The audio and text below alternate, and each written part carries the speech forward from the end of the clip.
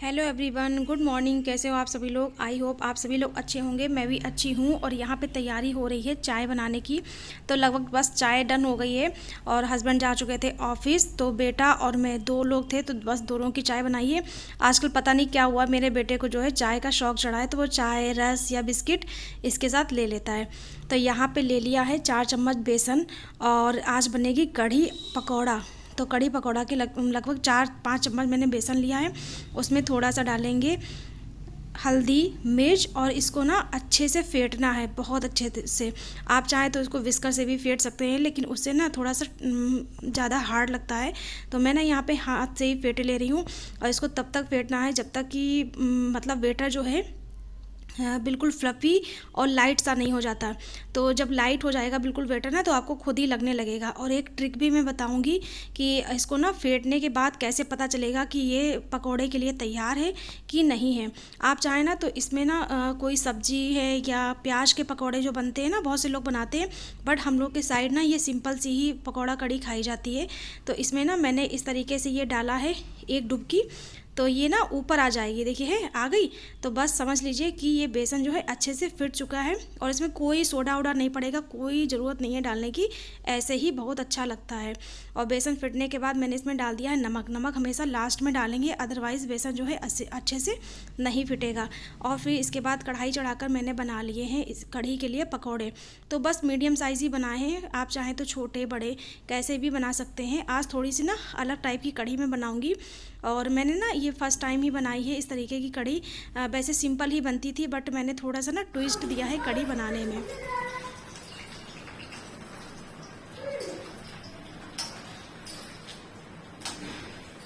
तो पकोड़ों को जो है बिल्कुल लो मीडियम आंच पे ही फ्राई करेंगे, अदरवाइज़ ये अंदर से कच्चे रह जाएंगे। मेरी कढ़ी हमेशा से ही बहुत अच्छी बनती है, कभी भी मैं चाहे मट्ठे से बनाऊँ या दही से बनाऊँ, कभी भी फटती नहीं है। तो इसकी ना कुछ ट्रिक्स होती हैं जो आपको लगानी पड़ती हैं बस, और बन जाती है। तो यहाँ पे 1 कटोरी दही ले लिया है उसी भगोने में जिसमें मैंने कढ़ी उसके लिए मैंने बेसन फेंटा था पकौड़े के लिए। और इसमें डाला है थोड़ी सी हल्दी। हल्दी थोड़ी ज़्यादा ही जाएगी, थोड़ी नहीं जाएगी, ज़्यादा जाएगी, क्योंकि ना कलर आना होगा। और लाल मिर्च, और यहीं पे ही मैंने डाल दिया है नमक। अगर आप लोगों की कढ़ी फटती हो ना, तो नमक हमेशा लास्ट में डाला कीजिए गैस बंद करने के बाद, बट मैंने साथ में डाल दिया क्योंकि कढ़ी कभी भी मेरी फटती नहीं है। और कम से कम 3-4 गुना पानी ले लेंगे, मतलब 4-5 कटोरी इसमें पानी जाएगा इस बेटर में। तो यहाँ पे ना मैंने एक ट्विस्ट दिया है। तो यहाँ पे ये है कि मैंने लहसुन डाला है, और वाकई में फ़र्स्ट टाइम मैंने लहसुन डाला और मेरे हस्बैंड को इतनी अच्छी ये कढ़ी लगी है। तो वो शाम को बोले भी कि ऐसा क्या डाला था जो इतनी अच्छी बनी है। तो भाई मैंने उनको बताया, लहसुन और डाली थी मैंने हाँ, कस्तूरी मेथी। तो कस्तूरी मेथी से भी टेस्ट बहुत अच्छा आ जाता है। तो यहाँ पे जो है तड़का लगा देंगे, उसके लिए मैंने लिया है सरसों का तेल, उसमें डाला है लहसुन और डाला है मेथी और राई। और बस डायरेक्ट हम इसमें क्या करेंगे, इसको डाल देंगे जो मैंने बैटर तैयार करके रखा है रनी सा। तो इसको ना लगातार चलाते रहना है जब तक बॉयल नहीं आ जाएगा, बिल्कुल भी रुकना नहीं है। कुछ भी काम आप कर रहे हो, अब वो काम छोड़ करके आप बस इस पर ध्यान दें। और करी पत्ता मैं भूल गई थी, तो इसको मैंने ऊपर से डाल दिया है। और वैसे भी करी पत्ता ना उसमें डालो तो बहुत ज़्यादा छींटे भी आते हैं। और कढ़ी के साथ ना बनाने के लिए मैंने चावलों को भी वॉश करके रख दिया है। तो यहाँ पे बस 1 कप चावल लिए हैं और बॉईल आ गया था अच्छे से। तो यहाँ पे आप छोड़ भी सकते हो, तब कोई ज़रूरत नहीं होती है चलाने की। और डाल दिए हैं इसमें पकोड़े, और बस ये कढ़ी काफ़ी देर तक पकती रहेगी, लगभग 15-20 मिनट तक। यहाँ पे एक तड़का तैयार कर लेंगे। उसके लिए लिया है देसी घी, उसमें डाला है हींग, सूखी लाल मिर्च और कसूरी मेथी, और डालेंगे थोड़ा सा कश्मीरी लाल मिर्च। और ये तड़का जब जाता है ना, तो इतना अच्छी लगती है कढ़ी, मतलब पूरा घर महक जाता है। और वाकई में इस तरीके से कढ़ी बना के देखिएगा, बहुत ज़्यादा यमी बनती है। तो यहाँ पे जो है जब तक चावल भीगेंगे ना, तब तक मैंने सोचा कि चलो मैं मशीन भी लगा देती हूँ, क्योंकि कपड़े भी बहुत सारे हो रहे थे। तो बस मशीन लगा दी है, जब तक चावल भीगेंगे तब तक।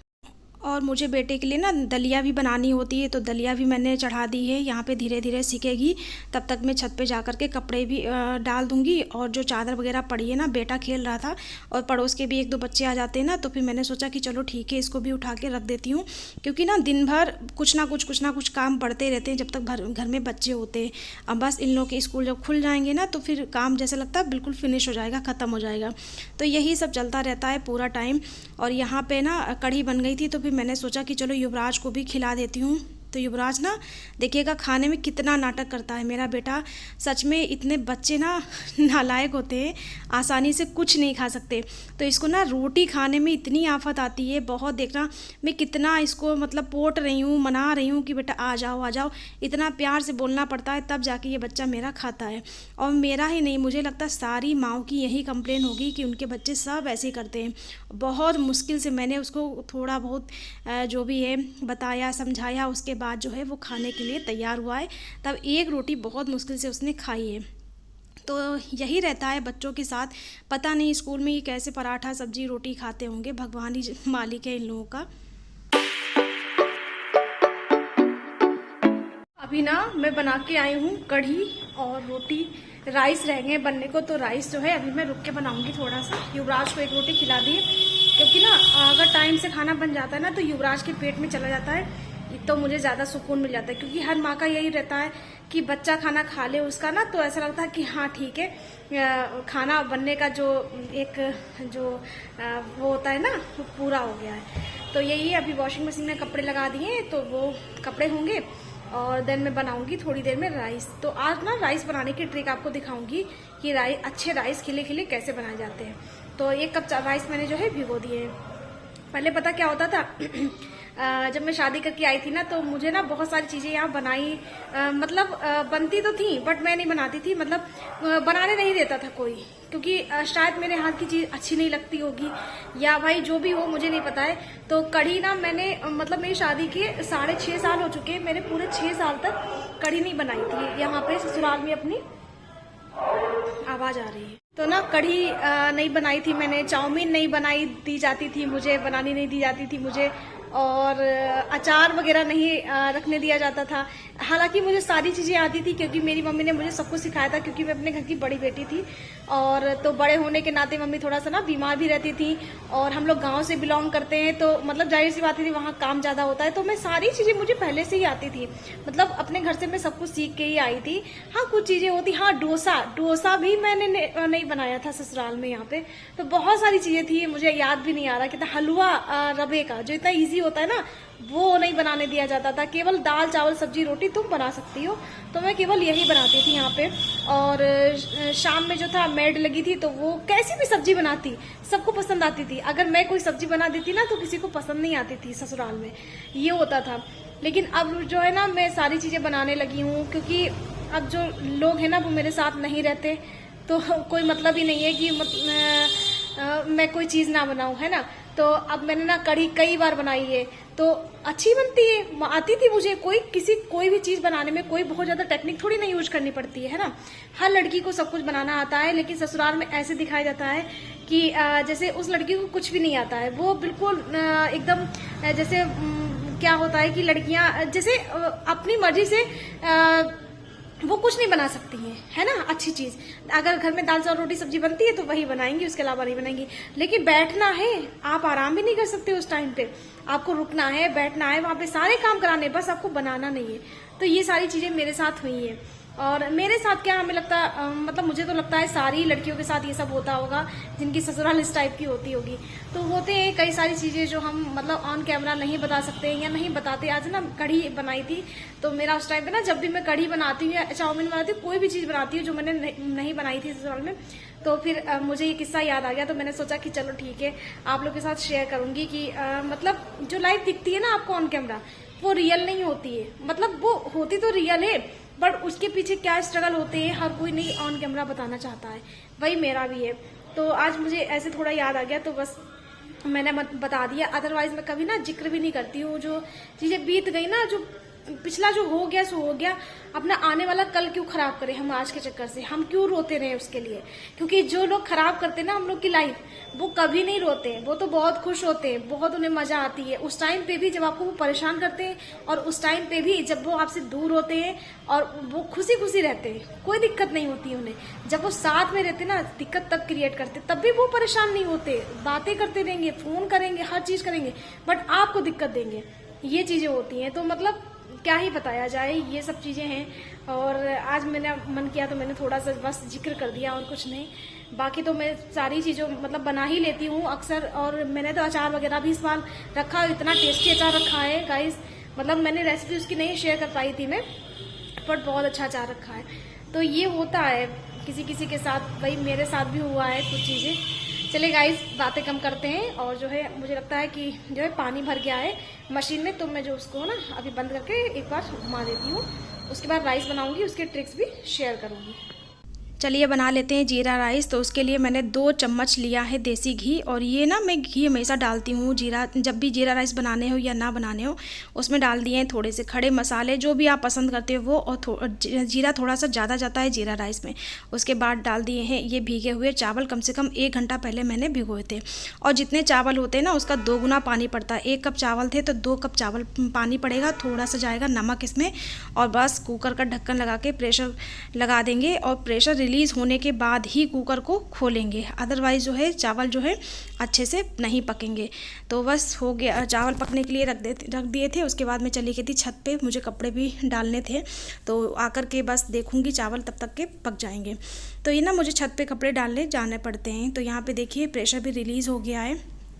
और ना चावल की एक ट्रिक होती है कि इसको हमेशा किनारे से अंदर के लिए फोल्ड किया जाता है, मतलब कभी भी बीच में कोई भी स्पैचुला या कुछ भी नहीं डाला जाता, और बहुत हल्के हाथ से फोल्ड करना होता है चावलों को। और जब तक इसका प्रेशर ना रिलीज़ हो जाए ना तब तक चावलों को कभी भी खोलना नहीं चाहिए, कभी भी इनको ना जो है नहीं निकालना चाहिए, अदरवाइज़ ये कच्चे रह जाएंगे। तो चावल भी पक गए थे, तो फिर बस हस्बैंड के लिए मैंने लंच पैक कर दिया। तो आज ना उनको लंच बहुत ज़्यादा अच्छा लगा था, क्योंकि कढ़ी ना थोड़ी सी अलग थी, और कुछ नहीं कसूरी मेथी और लहसुन डाल के मैंने बनाई थी इसलिए। तो आकर के ना जब कोई कहता है कि लंच बहुत अच्छा बना था, बढ़िया था, क्या डाला था उसमें, तो बड़ी खुशी मिलती है, अच्छा लगता है कि हाँ चलो खाना बनाया है, कोई तारीफ़ कर रहा है। बस यूवी के पापा ने यूवी के लिए जो है आइसक्रीम भेजी है, उसका खाने का मन कर रहा था। अभी देखो उसके रिएक्शंस देखती हूँ। UV you like it? एक एक एक एक मेरी अच्छी लगी पापा। और यहाँ पे मैंने अपनी भी थाली लगा ली है। तो कढ़ी चावल मेरा तो फेवरेट है ऑल टाइम। और यहाँ पे शाम हो गई थी, लगभग 6:30 तक मैं छत पे जाती हूँ। तो ये मैंने कुछ पेड़ उगाए थे, तो उसमें पालक देखिए कितनी बड़ी बड़ी सी हो गई है। इतनी खुशी मिलती ना अपने पेड़ों को देख के, बहुत ज़्यादा। और भी बहुत सारे पेड़ मैंने उगाए हैं, दिखाऊँगी कभी आपको। और संध्या आरती भी कर ली थी, क्योंकि शाम में आरती मैं ज़रूर करती हूँ, और सुबह में भी होती है। तो बस शाम में आरती नहीं, बस दिया जला देती हूँ और धूप लगा देती हूँ, तो ये इस तरीके से आरती हो जाती है। तो डिनर वगैरह बन चुका था, कुछ ज़्यादा बनना नहीं था, हस्बैंड का डिनर बाहर ही था, और मुझे बस पराठे आलू के और थोड़े से राइस वगैरह डालने थे, वो डाल लिए थे। उसके बाद मैंने वॉश कर दिए थे सारे बर्तन। और बर्तन तो इतने सारे होते हैं ना, कुछ भी बनाओ फिर बर्तन हुए, कुछ भी बनाओ फिर बर्तन हुए, यही पूरे टाइम लगा रहता है। और छुट्टी होती है ना तो फिर बेटा भी कई सारे गिलास कर देता है, उसको भी अलग अलग खाना देना होता है। अभी तो छुट्टियाँ ख़त्म हो जाएंगी तो फिर इतना सारा काम जो है नहीं होगा, एक रूटीन सेट हो जाता है। और तो बस यही लास्ट में थोड़े से बर्तन वगैरह वॉश करने। और गर्मी इतनी ज़्यादा हो रही है, मेरी पूरी टी शर्ट जो है पसीने से बिल्कुल भीगी हुई है। इसके बाद मैं जाऊँगी नहाने। और हाँ, शाम में ना जब मैं बर्तन वॉश करती हूँ तो उसके बाद जो है मैं एक बार ना सिंक को भी अच्छे से वॉश कर देती हूँ, क्लीन कर देती हूँ, क्योंकि ना मुझे गंदा सिंक बिल्कुल भी अच्छा नहीं लगता है। तो लगे हाथ मैंने इसको भी वॉश कर दिया। और सिंक को वॉश करने के बाद ही मैं हमेशा मंदिर के बर्तनों को धुलती हूँ। कभी भी गंदे सिंक में या फिर जूठे बर्तनों के साथ या फिर जूठे स्पॉन्ज से मैं कभी भी अपने भगवान के बर्तनों को कभी नहीं धुलती हूँ, हमेशा साफ़ रखती हूँ। इस तरीके से मुझे हाइजीन थोड़ा सा ना ज़्यादा ही अच्छा लगता है, और मुझे क्या हर लेडीज़ को, हर इंसान को अच्छा लगता होगा। तो बस अभी ये सब वॉश हो जाएगा और क्लीन एकदम साफ़ सुथरा सा सिंक निकल आएगा।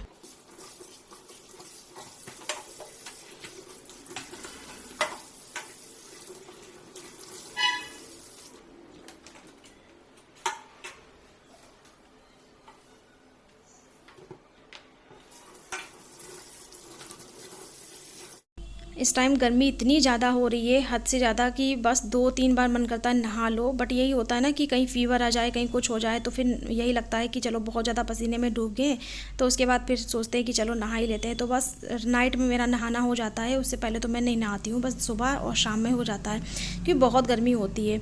होप आप लोगों को मेरा ब्लॉग अच्छा लगा हो। अगर अच्छा लगा हो तो प्लीज़ लाइक शेयर सब्सक्राइब ज़रूर करिए चैनल को, और मिलते हैं आपको नेक्स्ट किसी ब्लॉग में। तब तक के लिए टिल देन बाय बाय। बहुत ज़्यादा गर्मी होती है क्या, तो बस डेली का नहाना होता ही होता है। गाउन पहन लेती हूँ हल्का सा, और जो है ये जो है स्किन केयर जो है डेली करती हूँ। तो जो है गर्मी बहुत ज़्यादा है। चलिए गाइस बाय।